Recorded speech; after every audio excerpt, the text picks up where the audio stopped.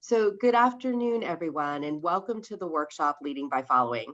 In this workshop, we'll be talking about who we consider to be an expert in our work to improve the lives of our children and families. Whether we're developing programs or advocating for policy change, many times the voices of those who are directly impacted by programs or policies are not consulted, or we only reach out to them as an afterthought or to add some flavor to a boring policy report or news story.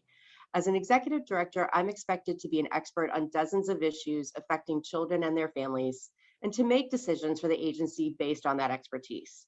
We've been on a journey at NC Child to do a better job of not only recognizing the expertise of those directly impacted, and to put those voices at the center of our work. That can present many challenges, but it also can make the work much more responsive and authentic if it's done well. Today, we're going to talk to some folks who are recognizing the expertise and making room for the leadership of the true experts, those who live the issues every single day. And so I'm going to start off with some introductions of our fabulous panel.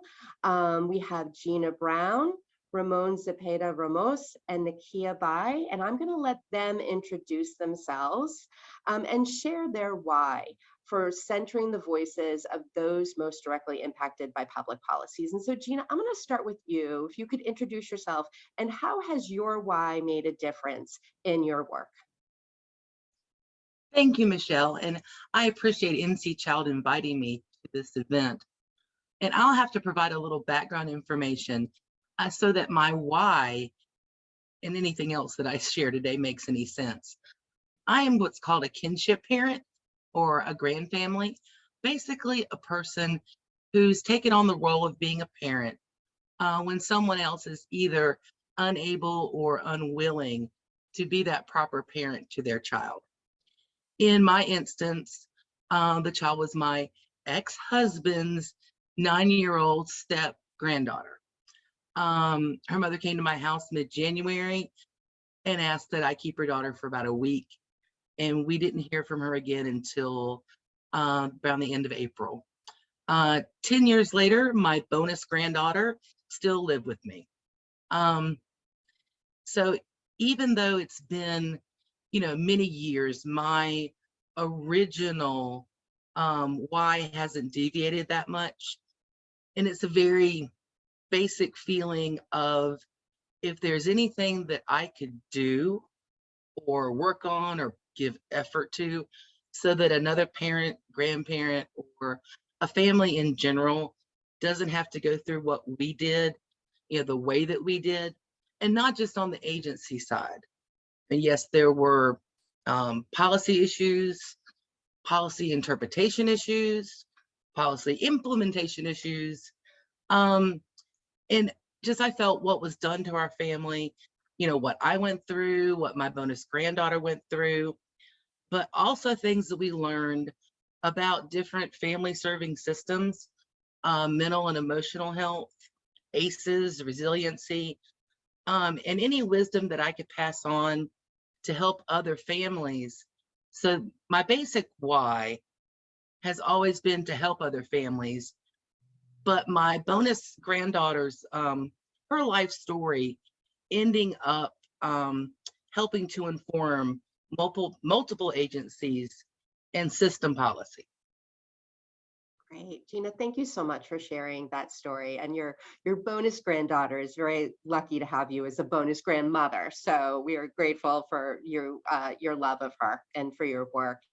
Next, Thank you. Of course. And next, I'm going to go to Ramon. Ramon, would you like to introduce yourself and tell us about your why? Yes, thank you for the invitation, for having me on this panel, and also thanks to my co-panelists. I'm Ramon Zepeda. I'm with Student Action with Farmworkers, and my pronouns are he, him, his. I work with a youth program. I'm a youth organizing director, so I work with families and kids of migrant farm workers. So that's a big reason of why I'm here. We work to improve the living and working conditions of migrant farm workers. people that just make it possible for us to have fresh fruits and vegetables on our tables. So we also do a lot of awareness raising and trying to address systemic change. A lot of the students that I work with don't have adequate access to education. Families sometimes travel from place to place looking for work, so access to healthcare services or other services in the community can be a challenge. And that's one of the reasons of why I'm here. And as a former program participant and now as a director of this organization, I like to center the voices of the students that are in the families that are working out in the fields so that we can all have food on our tables. Wonderful. Thanks Well, again thank for the you. invitation. Thank you. Thank you for being here, and thank you for your leadership. It's incredibly important work. We're really glad you're here. And last, I'm going to turn this over to Nikia. Nikia, would you introduce yourself, and can you tell us a little bit about your why and how it's made a difference in your work? Absolutely. Well, hello, everyone. First of all, I would like to thank NC Chow and Michelle for the invite and the opportunity to serve as a panelist along with my two amazing co-panelists. My name is Nikia Bayam. I am the proud founder and executive director of Trusted Parents. It's a 501c3 organization that supports parents and caregivers of children diagnosed with special health care needs. I serve also as executive chair of Family Support Network Council, and I am also a proud member of NC Child Parent Advisory Council. I am a co-owner of By Enterprise LLC, a coaching and consulting firm, a pastor, a wife of over 25 years, and a mother of three, one of which is diagnosed with intellectual and developmental disabilities. It is because of the diagnosis of my youngest son that catapulted me to my why of centering the voices of those most directly impacted by the public policies that's being made. As one who is also directly impacted by these policies, I felt it was very important to let the voices be heard for the parents like myself. Um, and being a part of that community and serving that community is a huge part of my why in supporting these families. And I've been doing it for over 10 years, and I'm so humble and grateful to be able to be given the opportunity to do so. Nikia, we're so glad that you are here, and thank you so much for all the work that you do. I don't know when you sleep, but I'm grateful for everything that you are doing. And so the next question is, have you experienced a time when the expertise of community members really challenged your own or your agency's plans, the assumptions that you were making, or what you had been taught about the issue? And how did you resolve that tension? And Gina, I think you were going to start us off with that. Thanks, Michelle. And from my perspective, I ask that agencies keep in mind that everyone's lived experience or lived expertise can be very different. I've had an agency that I never worked with contact me and ask me about speaking, with their group. And my first two questions when someone calls me like that are always the same. What's the topic and what's the audience? But when it's somebody that you don't usually work with, the issues of that scenario is the people that the agencies need to reach out to are right under their nose. The people that they work with, their consumers, their clients, whatever they call them. And not a stranger that speaks on other subjects. And then the other issue is the topic, because people have different expertise. Like my major's child welfare, but my minor is like Medicaid and mental health. So I've been asked to speak about homelessness and juvenile justice, and thank the Lord, I don't have experience or knowledge in either one. So the short answer, is that agencies need to remember to keep an open mind and, deal with the people that they usually work with, and always have, open communication. I love that. It's such a great observation about that. There's so much expertise in the community, and agencies just sometimes don't recognize it and don't see it. And so it's a really good, reminder for all of us that the people that we are already working with are the folks that we should be going to. So thank you, Gina. Ramon and Nikia, would you all like to add anything to that? Thank you again. I would add that I think in the work that we do, I also work at a nonprofit organization. We do a lot of we provide services to outreach to community members and try to engage them in the different programs and decision making in the organization. Where I would say that if the community members, the participants of your programs are not challenging you and teaching you something new every time, then you have to kind of question, your overall like objectives, because I think that that should be a healthy part of the work that we do. Um, One experience that does come to mind, we work with other organizations and even partners to try to change policies and laws that impact farm workers and their kids. So we work on this child labor study that really tries to engage the students by helping us draft questions, interview other youth that have worked in the fields. But it was a response to not agent community members, but like agencies, other people, stakeholders questioning why we were advocating for improved child labor laws. And so the need to research and document and gather data about experiences of kids that work in agriculture was important. But the students that we work with as part of this project have also been helping us in challenging us to think outside the box, especially when it comes to sharing this information back to the community.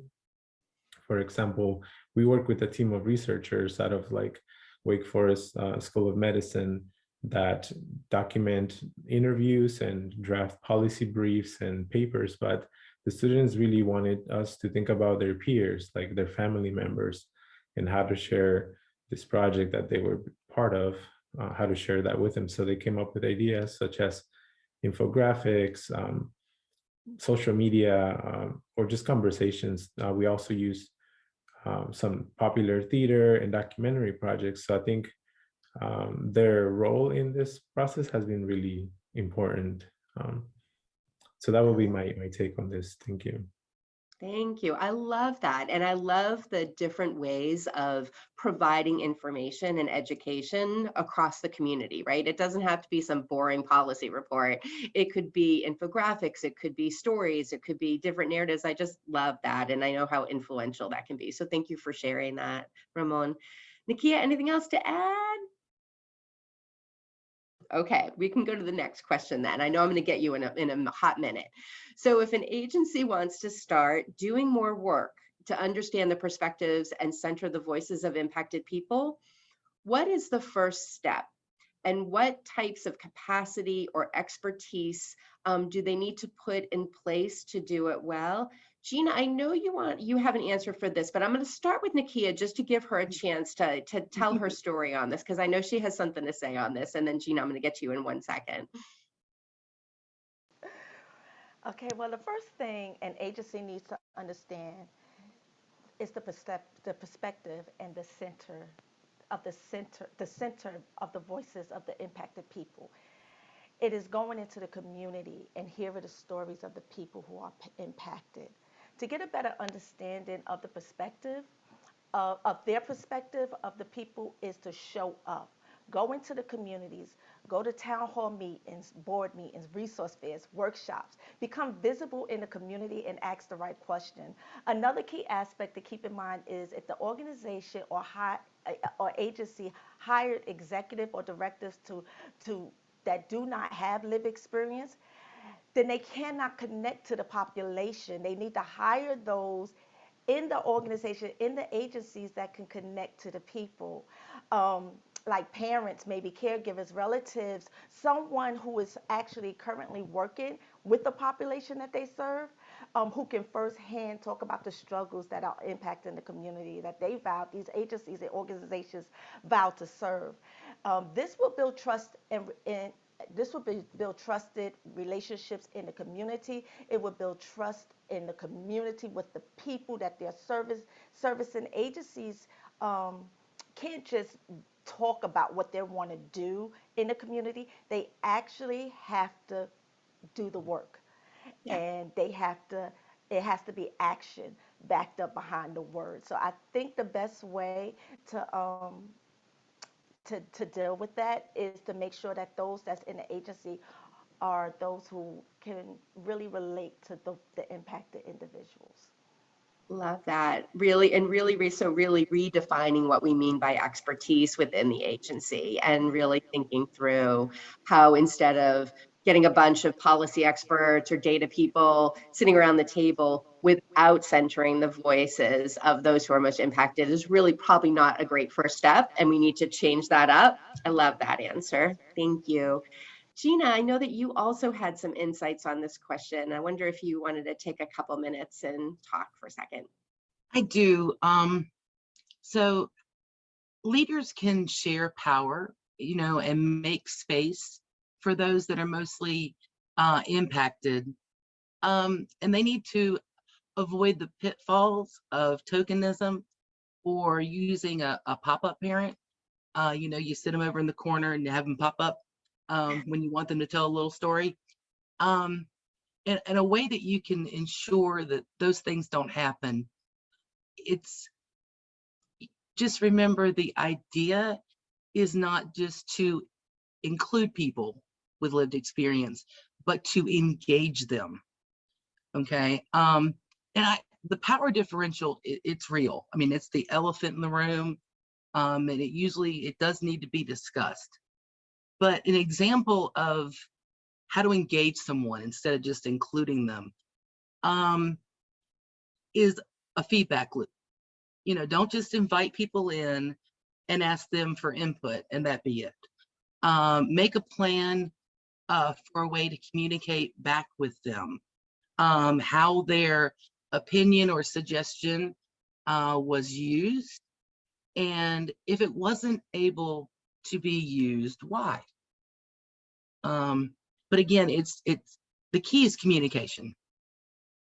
Thank you. I love that. Thanks so much, Gina. It's all really good tips for us to remember, and really remembering that relationship with people and and being authentic about the relationship, and really setting a table that everybody can sit at regardless of where they're coming from is really important. Right. Ramon, what Gina said really reminded me of just what you had said a few minutes ago. Really, I think sort of they played off each other well, but did you want to add anything to that question? Yeah, no, I think I would just second everything that has been said, and I agree. I think that we have to remember that sometimes the community is already there. The community already has leaders. In my work, in my perspective, I think I would invite like funders or organizations that are wanting to be more intentional about working with communities to do an analysis, of all the power dynamics in play. I see a lot of like the rural versus urban, dynamics. A lot of times funders might be in areas where the community that for example, I work with is in a rural area. So people having access to resources, there's also language barriers. So I think just really doing an analysis of all the potential power dynamics that come into play and access is important, but I agree with what has been said. Great. Thank you, Ramon. Thank you so much.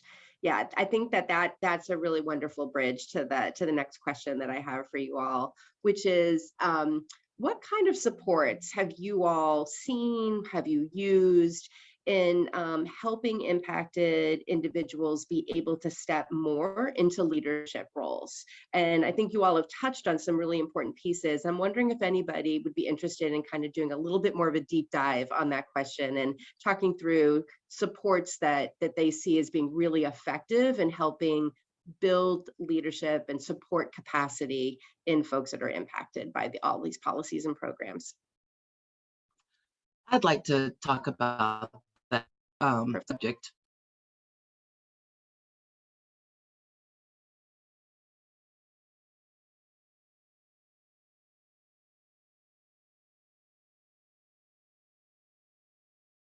Table knows the policy that you're going to speak about. So if you could give the people you invite some background knowledge, a little prep session, so that they can intelligently provide their input. And about the subjects that you're going to discuss. It's also a great thing to provide the agenda for the meeting in advance so that they know what is going to be talked about and they have time to prepare. But I want to talk about the really big one. Compensate them for their time. Everyone else in the meeting probably being paid, and people with lived experience or those being impacted need to be paid also. Agencies should also consider providing or reimbursement for childcare, if that applies, and also consider the future need for travel reimbursement when we really get back to normal. Yeah, all really important things because people's time is important and professionals are reimbursed for doing their job. And we need to make sure that folks who are helping us further our work are also compensated for the work that they're doing. Thanks so much, Gina. That's really helpful. Nikia and Ramon, do you all want to add anything to sort of some of the supports that you've seen in addition to what Gina pointed out? As a parent advocate, I like to add that I second everything and agree with everything Gina have said. But before we can even get to the table, the invitation, invite more of the impacted community to the table, invite them in the boardrooms, hear their story. And I think somebody had mentioned something about a parent just sitting token. No, really hear their story. That helps lead them into leadership role to feel more confident in speaking up and advocating for the cause. I think the invitation first to the table is the most important thing. Yeah. It's great.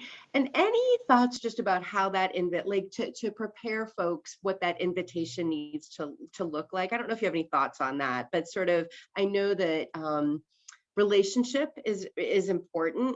And how can relationship be built into invitation, if that makes sense, Nikia? Yes.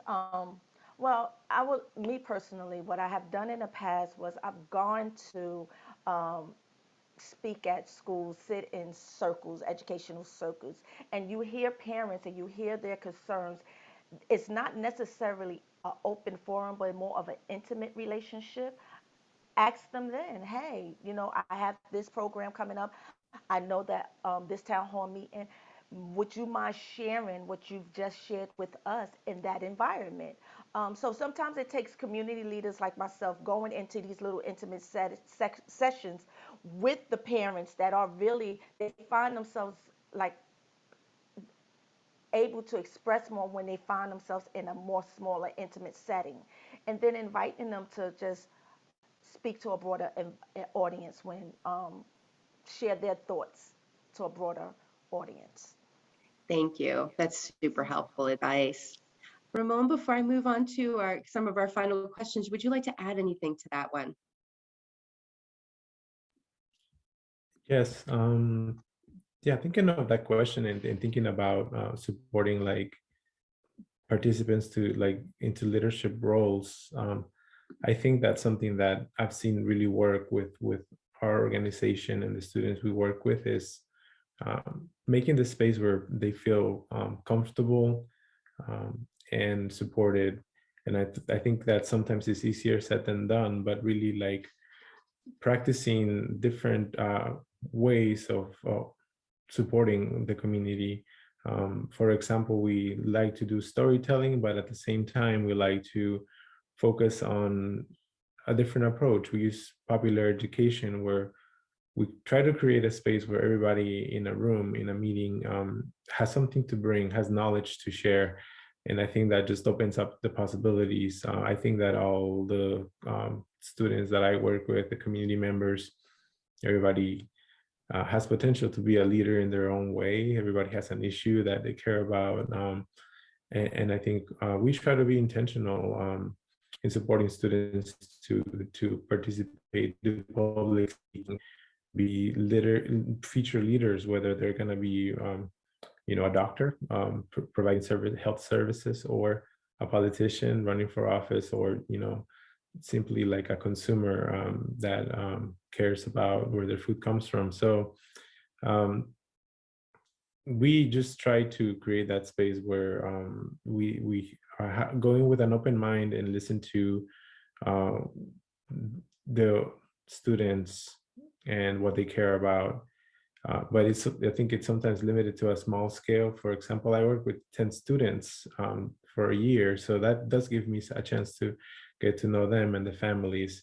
So I would encourage organizations to also consider sometimes quality versus quantity. I wish we could reach more students, but sometimes especially when you're trying to develop leaders in the communities, you have to be very intentional, and it takes time. I love that. I love that. And what I love about what you just said, quality versus quantity, recognizing that as we look at doing advocacy to improve policies and communities and programs for kids and families, yes, we want to make sure that we're centering the voices of folks who are most impacted and have them helping to drive and support that change. But the other thing is that these are future, these are leaders, and who can play hugely influential, roles. As you said, the student that becomes a doctor, the student that works back in the community. So the leadership and the capacity building part of what you were just talking about is part and parcel, I think, of the work that you all are doing, is really thinking through how do we take a whole person approach and really think through the skills and the supports that folks need. So I love all these answers. Thank you all so much for helping us understand this. One question I have is, you all are working and doing this work in collaboration often with other agencies or other community members.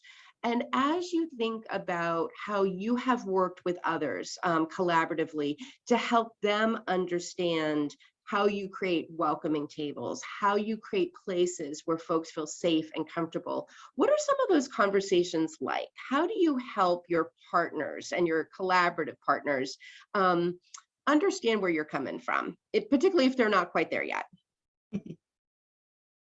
And Gina, would you like to go? Yeah, this is Gina. Okay.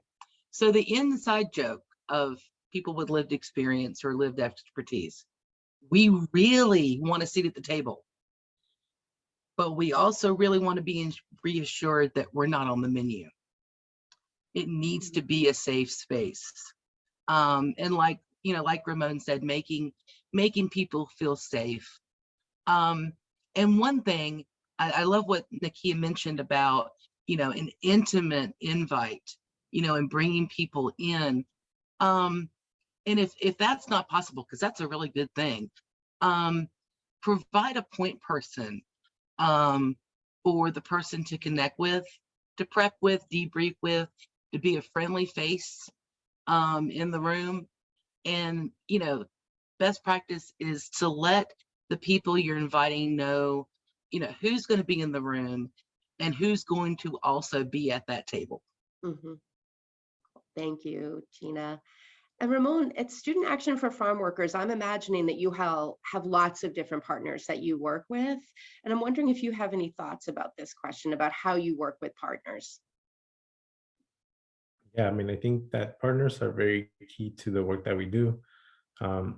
Like I mentioned, we work with partner organizations in urban areas, but also like in rural areas where most of our students and families live. So I've worked with like school staff. I've also worked with other nonprofit organizations, and I think that there's usually, a mutual goal and benefit that we see. Oftentimes the families benefit, and I think that should always be the goal, that maybe there's collaboration across communities and organizations for the benefit of the families we're trying to serve. And I think also sometimes recognizing when other organizations might have more knowledge, more expertise if they're more on the ground. Sometimes we also provide that support and maybe refer students or try to like support the organizations in different ways. I think it's sometimes can be a complex,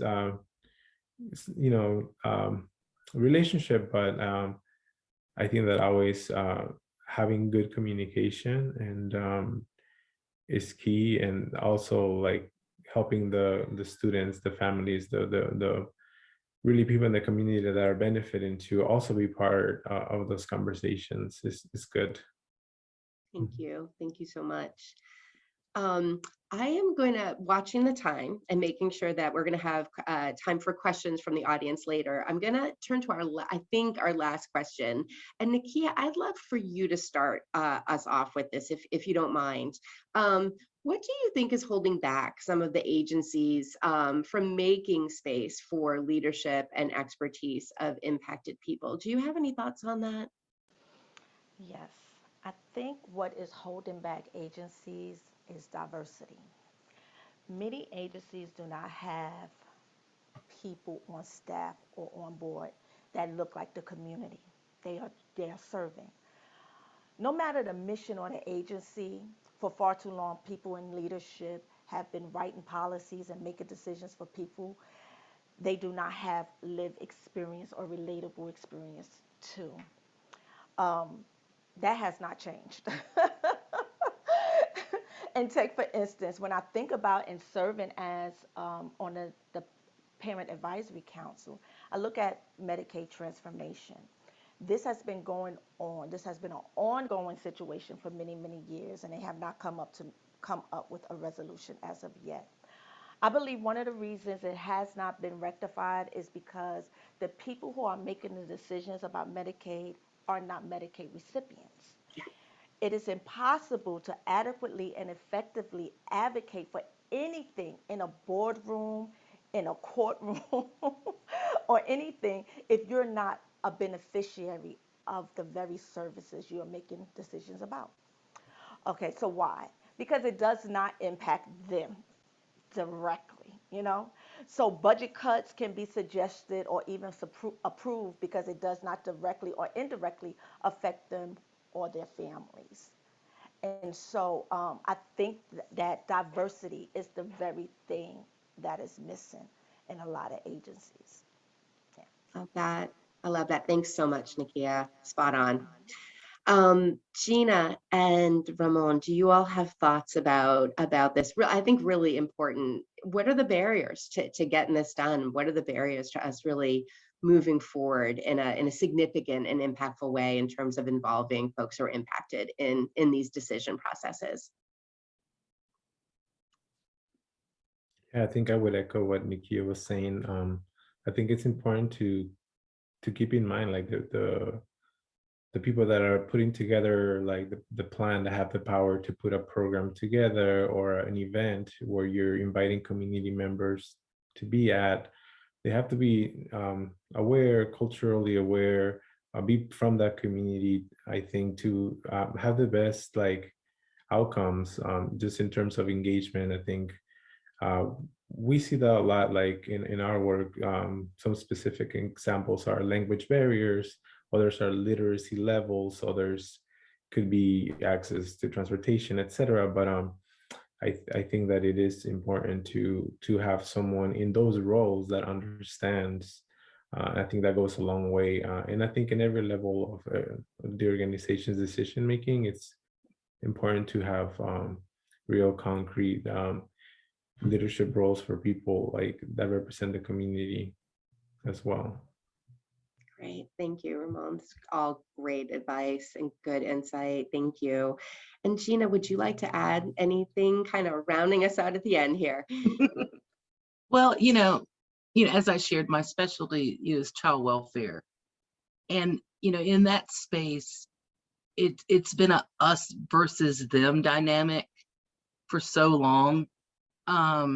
and there's misconceptions on both sides.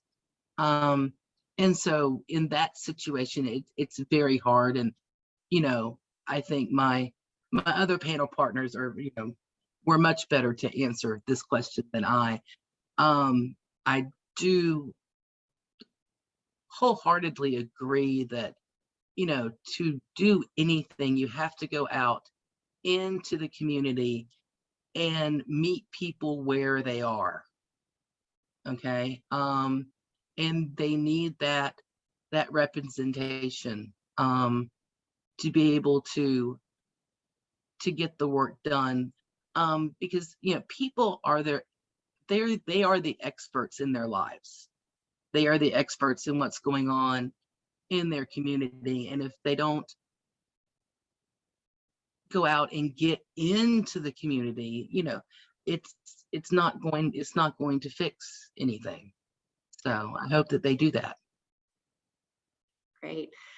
Thank you. Thanks so much. And so, I know we've used the metaphor of the table. Is the table welcoming? Does it have the right food for everybody needs? The folks that are vegetarian and the folks that are gluten-free. And so how do we create a table for everybody? But what I hear you all saying in this question is getting on the same side of the table. That part of what agencies need to do is actually get on the same side of the table, right next, shoulder next to the folks that have the lived experience. It's not being across the table from each other, but that you're all on the same, that everyone's on the same side of the table working together. So I love this. Well, as we move toward the end of this panel, and we're going to be having more questions from some of our audience members, any final thoughts? If you all had to have a couple things that you would really love people to walk away. If people have heard nothing else on this panel, what's the one thing that you would like them to walk away with as they think about leading by following? And I know that I'm putting you all on the spot for a second, but I'm going to start with Ramon. If you don't mind, Ramon, do you have any thoughts about that? Yeah, just for closing, again, I want to thank you all for the invitation and for participants in this conference. I would say that I think, think about the future, I work with youth, kids from 10 to like 17, 18 years of age and college students. But in North Carolina, kids are, working hard not only to do well in school, but also having to work. There's like a lot of issues with access to education, to labor rights. That's something that my organization focuses on. So I invite you to learn more, but I also thank you for the opportunity to share. Definitely thinking of the youth is an easy way for me to focus in the future, and that's a good reason to put them in the forefront. So thanks again. Yes, thank you. I love that. And we often say the kids are going to save us all, so we should just be following them. So thank you for that. Gina, did you have anything you want to add? Any final thoughts? What I would like to say to agencies going to, work with people with lived experience, trying to find them, don't give up. Do not give up. Continue to go out and meet people where they're at. Speak with the people that, are your consumers, or your clients, the people that come to your agency, because those are the people that can inform, what works best and, what isn't working. And so I think that if those things are kept in mind, and the fact that they're in this, room right now, listening to us, I think, that's a step. They know that it's something that needs to be done. So I thank my co-panelists and Michelle and NC Child for all the great work that they do. I really appreciate it. We appreciate you all, so thank you. And Nikia, you are the last formal person on this panel before we get to some more questions. Anything you'd like to add? Absolutely. First, I wanted to say thank you. This has been wonderful. Thank you to the co-panelists. You guys are awesome. NC Child is just amazing. But what I would like to say that to community leaders and those that are impacted in the community, we as community leaders, most of us are nonprofit organizations. And so when we became a nonprofit organization, we became the community organization. And so what we have to understand as leaders is that it's not about us, it's about serving the people. And we must do what we must to make sure that we are educated, to make sure that we are in the community, hearing the people, hearing their stories, so that we can make a change. Nonprofit organizations are what change the community. And so as community evolve, we as organizations must evolve. We are put here as leaders. Nonprofits are started through leaders. And so therefore, we have to lead in the community. But in leading, we have to know that it's the people that we are serving. And so I would just leave with that. I would just say that we are leaders, but it's the people that matters. We're here to serve them. Wonderful. I can't think of a better way to I like end these questions. Love it. Thank you, you three inspirational, amazing leaders for being part of this panel. And we will turn it over to questions now from the audience. Welcome back, everybody. I am going to ask my our panelists to go ahead and come on video if they can. And we are going to try to answer some of the questions that are in the Q&A. But before I jump into questions, I just want to say, watching that video after sort of facilitating it and then actually getting the opportunity to watch it was just, it inspired and it taught, and I learned again so much. Even though I had sat and just had that conversation with you all not so long ago, it was great to hear it again. And so thank you for all of your words of wisdom and your hard work, and the message of don't give up, which I heard very, very clearly. So thanks to all of you. So one of the questions that is in the question and answer box is from Leanne McCoy from Chatham County DSS. When looking at the data, how have you found the balance that funders and the powers that be are content with when qualitative data and results breathe so much into the work being done? And so I guess how are we balancing the how we're assessing need, how are we learning about the need of communities, how are we evaluating the work that we're doing with the quantitative data, the qualitative data? Do you all have experience with that or any thoughts about that?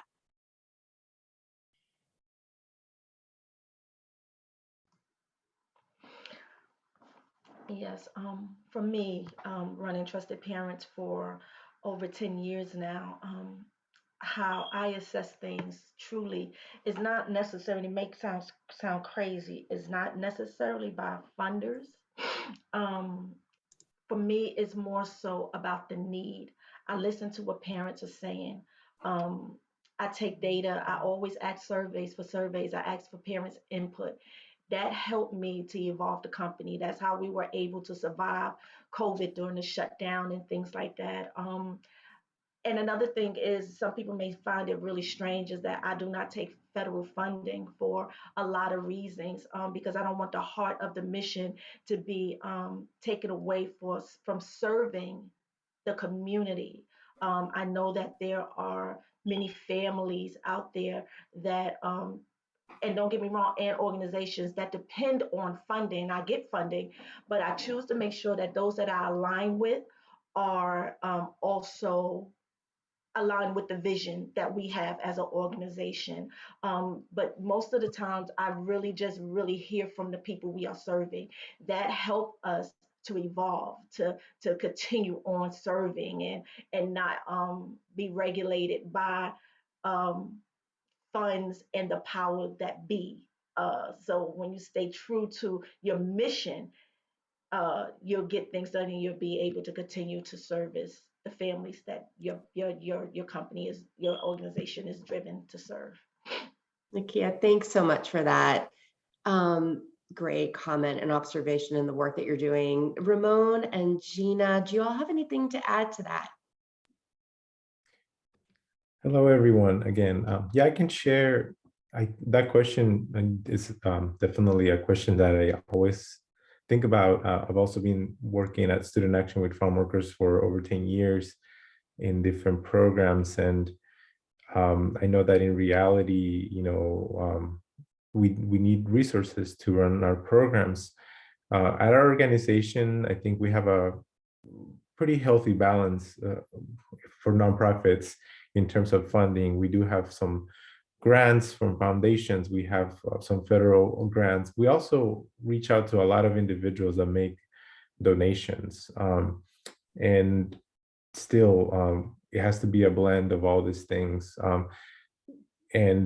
And sometimes it's really hard to balance expectations from like a funder and the reality on the ground. I think it's one of the reasons why I'm here, and I know my co-panelists are here as well, is because we care about the communities first and foremost. And then I saw some comments in the chat, it's sometimes we have to wear multiple hats, and sometimes wearing a hat to report back to a funder about the services that are being provided, kind of paint like a narrative that doesn't really cover the whole reality. But I think one of the things I've learned through my work is to start asking in those grant applications and start asking funders or foundations, people that can provide support for things that really benefit the organization and the participants. Sometimes a grant may cover only like the materials needed for an event, but they don't cover labor, transportation, or staff support. And starting with that, we've seen some positive changes. There needs to be more.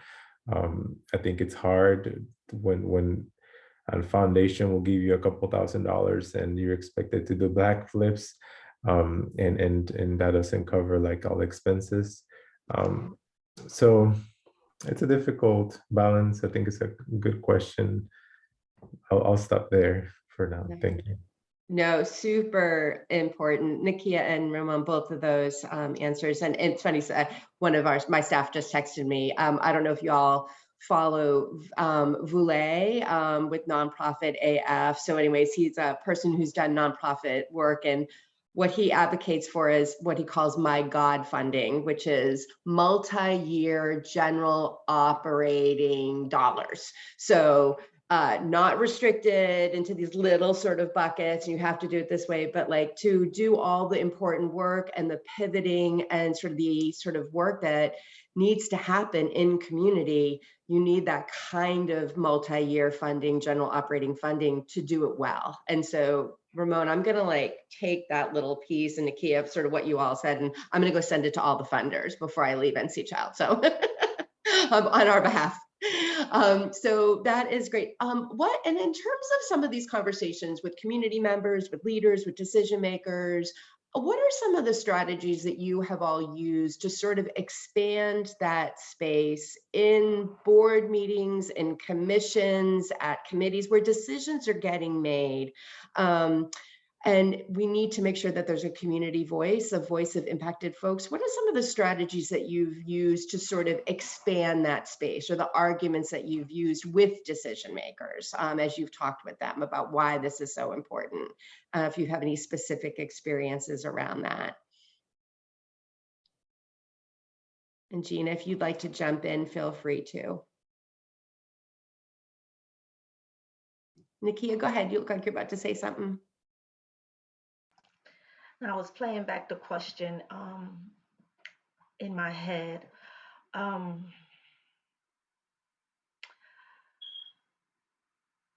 What,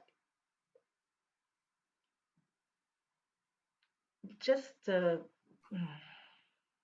be clear in me understanding the question that you just asked, I think what we have to do when we go into those board meetings is to just make sure that We are being, no matter how humble our position may be. I am a grassroots organization, and sometimes when I go into those boardrooms, sometimes I feel small because you're in there with big organizations and things like that, and you feel like they may not want to hear what you have to say. But sometimes you got to put that to the side and still speak up for the cause. And I believe that it's important that we, as community leaders in the boardrooms, we learn how to make sure that well, not learn how, we have to join forces. We have to make sure that we're collaborating with the right people. We also have to make sure that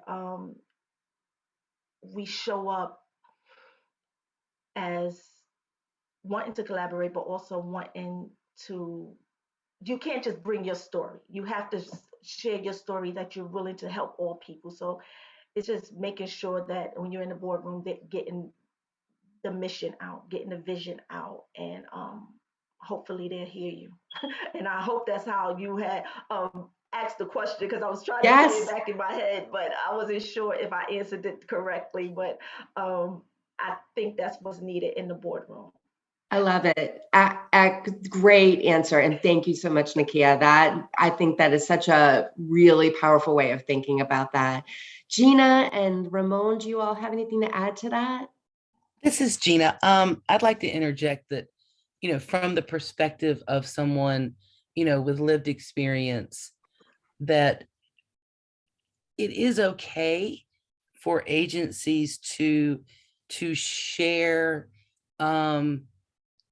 funding streams, with the families or individuals that they're partnering with, because these people hear all these terms of different funding streams, and if they would just take a second to explain it as the best they can, because we all know it's very confusing, to explain these things.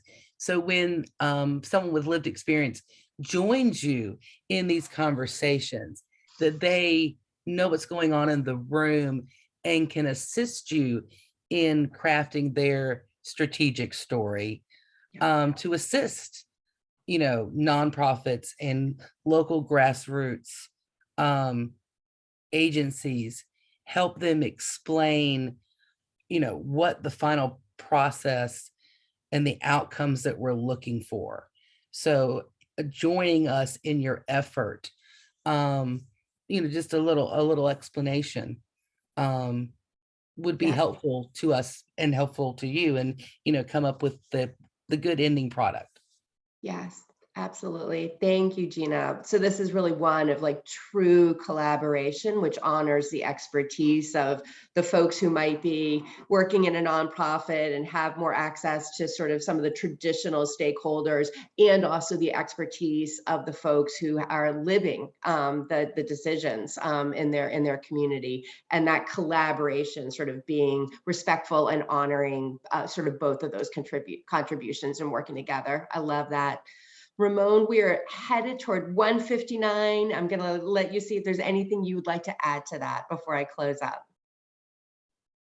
If I can squeeze my comments in like 30 seconds. This is a trick question. It's a very tricky question, because I think we can talk about different examples and tools that could help bring the voices to those tables. But, listening to the keynote speaker yesterday reminded me that, unless that boardroom, that board meeting is built for them to be there and be in the decision making, it's not going to work. So I think before inviting community members, we have to make sure that they're not going to be tokenized, that they're not just going to be sharing a story, that the conditions are set for them to succeed. Because I have felt that way too, being in a board meeting and feeling like small, even though I know the big work happening in the community. So I think the question is about the conditions and what's happening before you get to that meeting. What is the conditions in the board makeup of the board, the goals of the board, and the power sharing. So I'll end with that. Thank you again for the invitation. No, y'all, thank you so much. And I can't think of three leaders who are the least small people I've met in terms of big commitment, big ideas, big hearts, and a big approach to systems change and making things better for kids and families. So thank you all for your work, and for being a part of this panel and for being part of 2022 Kids. We appreciate you and your leadership. And with that, I'm actually going to do one quick closeout before we let everybody go. I know I am 1 minute over and I apologize. Just a couple things before I sign off. I want to remind all of our attendees that there are still 3 actions that we can take for you all to be a voice for kids and for all of us to be a voice for kids today. You're going to find links to all of these actions on our website, and we're putting the link in the chat box right now. First, NC Child's collecting stories of those who know what it's like to live without health insurance. And to help inform our state legislature as they work on closing the coverage gap, we need to hear your story and would love to hear your story. If you have one, please reach out to us on that, and you'll see a link for that. Second, we have an opportunity for you to reach out to your representatives in Washington and speak up for early care and education, which needs some support, as you all know. We'll have that link too. And finally, we can't let you go without talking about the upcoming midterm elections. We have some great tools for you to make sure that the community you serve is registered to vote and planning to vote. Our follow-up email will have nonpartisan resources that you can use at your nonprofit agency and in your community to engage people in the upcoming elections. So link in the chat box, also on our website. You're also going to get an email from Lamine in just a few minutes that will have all of this, as well as an evaluation to the conference. So please take a minute to fill that out. All of this is recorded. You'll be getting this in your email box, all the recordings. And I'm going to let you all go on with your day. I know that you all have much to do, but thank you to our panelists, and thank you to all of the folks who attended. And that is the end of 2022 Kids. We'll let you all get on. Thank you for being here. Bye. Bye.